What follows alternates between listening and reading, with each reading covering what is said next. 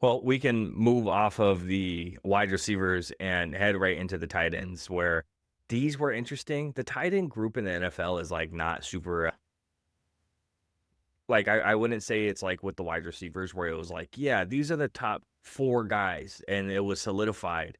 And then we had the other guys and we just kind of switched them around a little bit. It wasn't like that. It was just kind of like, this guy has some potential to kind of sneak inside the top 10. I could see that. Oh, this guy can. Oh, and this guy might drop off because tight ends will have great seasons and then just drop off. Like the tight end group is kind of strange right now. I think the top 3 are super solidified in my mind, like very super solidified. Everything else is just kind of, you could toss it up. Before we get into it, though, I good. think my top 4 is pretty solidified, and it doesn't include Taylor Swift's boyfriend. So My top 4 does not also include Taylor Swift's boyfriend. But do you have any audible mentions before we kick some dirt up?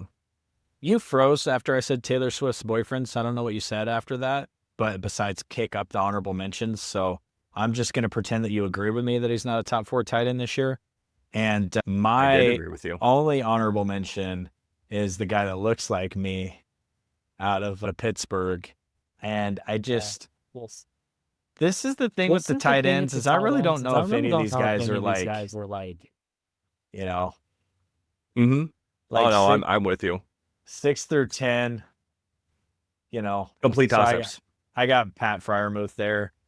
I feel like you're gonna hate number 10 probably, but also like what is Isaiah likely gonna be a dude this year? I don't know. You know, like what do Right. we expect out of like your guys' tight end, Dallas Godert in Philadelphia? Give me your honorables. I have Tucker Kraft and Jonnu Smith. For which team? Tucker Kraft for Green Bay and Jonnu Smith for Miami. Okay. For Miami. Okay. I'm really curious about this 10 spot. I was just wondering if you were going to assume that Jonnu Smith was going to be moved, and that's why. You know what I mean? There's all that. Correct. Yeah. No. I get what you're saying. Yeah. And I know the biggest noise is Pittsburgh right now. Okay. Which they would go ahead. Yeah. I know this guy has never done shit in the NFL. I know it. I know he's super overrated. I know he's only hype, but he is Hold on. Who does he play for? The Falcons. Oh, okay. Good. Well, who'd you think I was talking about? No, I was just curious. I just want to see if we were anywhere close on any of these guys. Did you rank Kyle Pitts? I did not. Okay. There is nothing that he has ever done in his career that says he's going to be a top 10 tight end, except for, bro, are you just going to be the biggest bust in draft history, like modern day draft history, not named Trey Lance? Like, come on, man. Like Trey Lance got on the field and we were like, oh shit, this dude is not talented. Like Kyle Pitts, like he gets on the field and you're like, man, why isn't this guy better? Like he should be better. You know, you have 1,000 yards your rookie season, and then you're just like, nothing? Like 500 yards a season? I want him to do something this year. So I'm ranking him in top 10, but you got him unranked. Yep. Number 10 is a guy that I want to be good. I want him to be good. And he also has only had one solid, really good season. Outside of that, hasn't really done much. And he's had a lot of hype around him, especially with his size and can I guess? Speed. And go ahead. What team does he play for? Does he play for Cleveland? He does not play for Cleveland. Damn. Okay. Do you have Njoku on your list?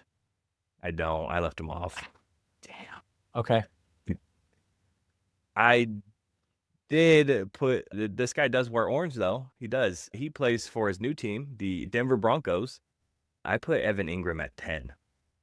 I think that we've seen him be talented. We've seen him over 100 receptions. We've seen him over 1,000 yards. We've seen it, or maybe it was 990 or something like that. He got close. And I think with a talented quarterback and a talented coach, with a coach that likes tight ends, I think he can produce.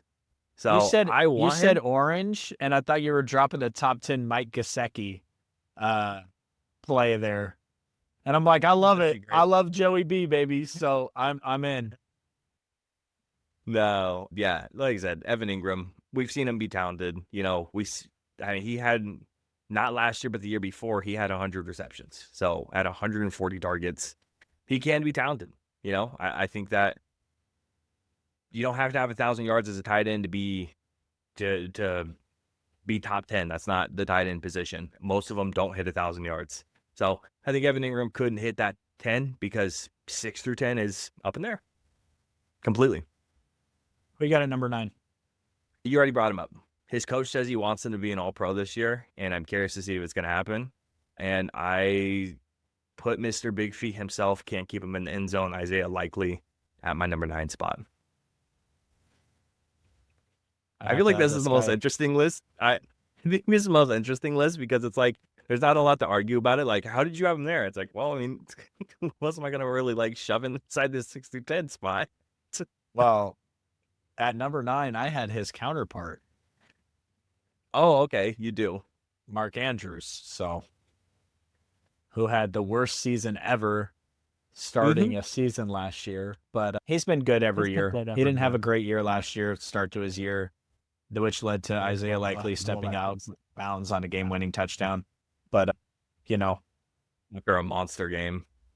he could definitely have a bounce back season, and there's not 30 great tight ends in the NFL, so we're really splitting hairs on these bottom 6, but I got him at number 9. We got at 8. I have Dallas Godert, another guy you mentioned. Okay, gotta write his name down. And Dallas Godert.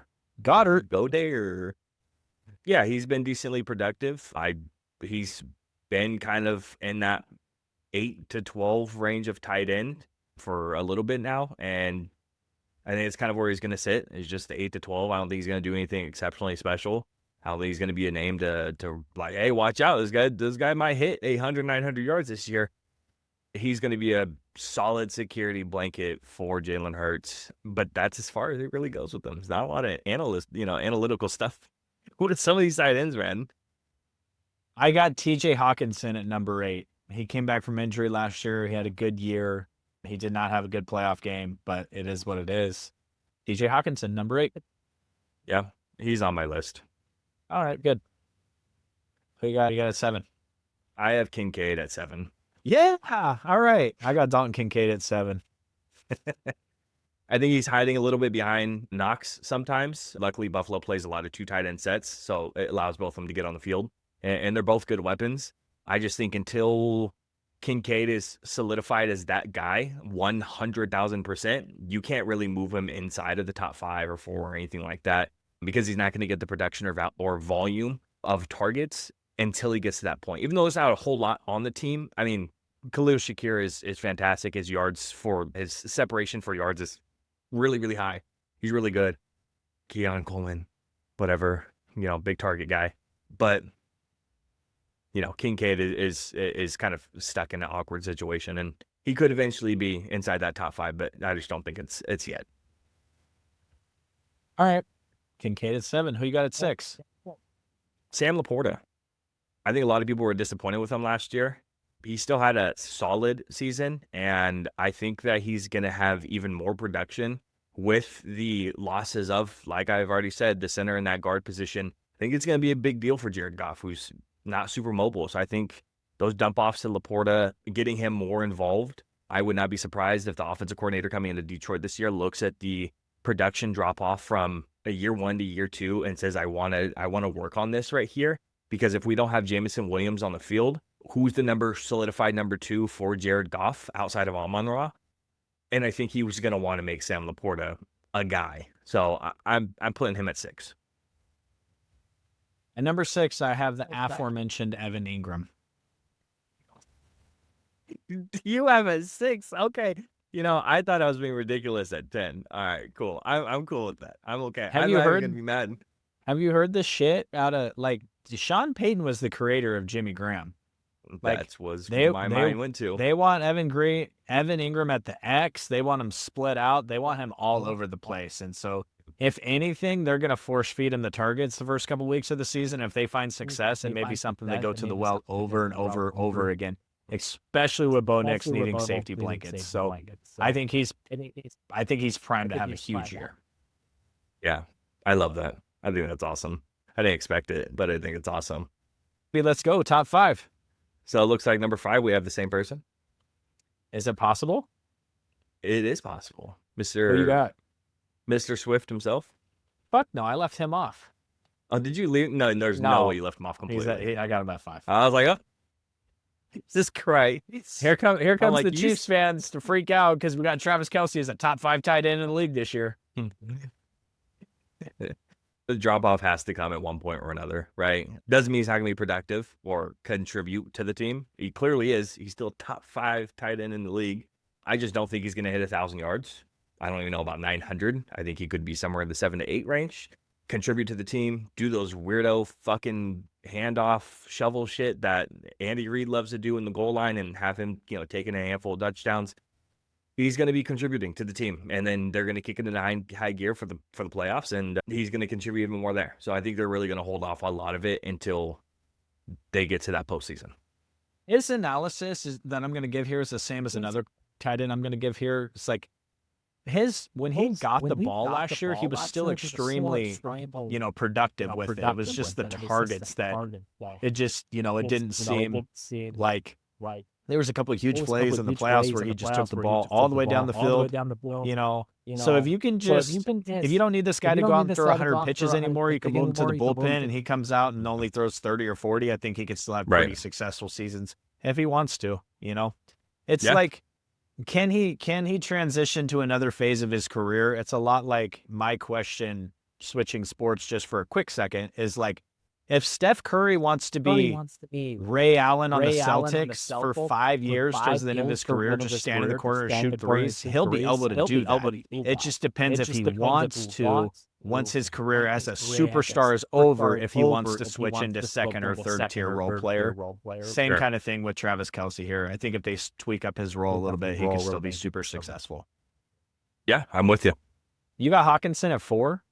I do have Hockenson at 4. The security blanket thing for J.J. McCarthy, I do think it's going to be a big deal. And Hockenson is going to play a major role a lot in the underneath game. And that was the big reason to put him at 4. I think his production is going to be pretty good. Taking like the 3 to 4 yard little curls or little out routes and take him another 4 or 5 yards for a first. I think he's going to be really good at that. I think that his touchdown production is going to be a little bit better than Kelce's. And he just kind of like barely edges them out for that 4 spot. I have Trey McBride at number 4. Am I missing someone? Or did I already say who's in your top 3? You already said him. Oh, okay.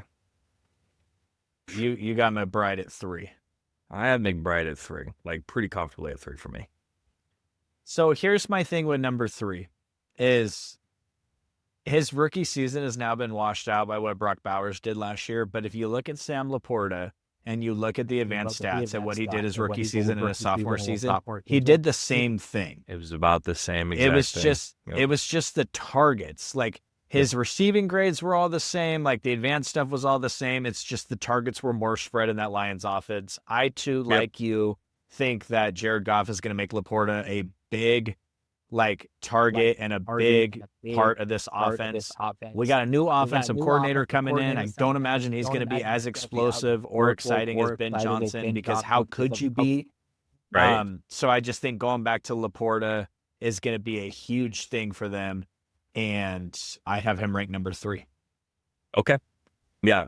McBride for me. I think that he's been productive his first 2 years in the league. And I know Marvin Harrison Jr. is out there in Arizona, but Trey McBride is the one out there in terms of last year. And I think this year he's going to still compete for targets for the number 1 with Marvin Harrison Jr.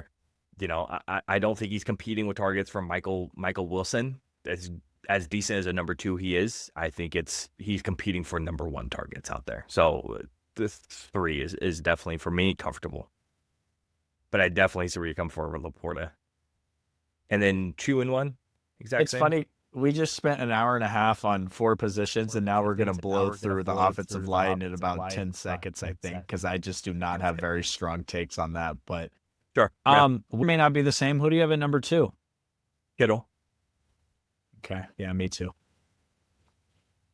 And I think it's closer than some people realize.